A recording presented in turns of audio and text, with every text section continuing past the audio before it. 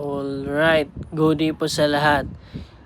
Magbubuo tayo ng makina ng Chevrolet Trax 1.4 piston displacement. So, buti dumating na yung bars natin. So, almost 3 weeks po natin inantay. So, ito yung mga steps natin nga gagawin natin. So, yung piston ring, i-remove natin yung luma, tsaka ibabalik natin yung bagong piston ring tsaka yung bagong piston kasi sira po kasi yung piston nito, nagkaroon ng latak, so nag-crack. So ito na po yung bagong piston assembly tsaka yung piston ring.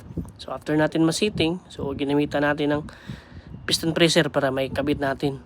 So ganito yung gawain natin. So dapat talaga dalawa kayo para pag nagkakabit kayo walang problema, tapos hindi yung masisira yung piston ring, pati yung wheel ring.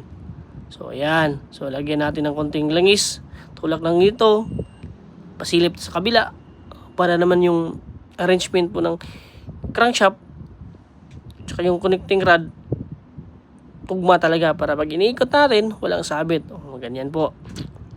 So kailangan magtulungan, dalawa kayo. So kuha lang dito, lagyan ng isa, so ikabit natin. So maraming salamat po, see you the next video.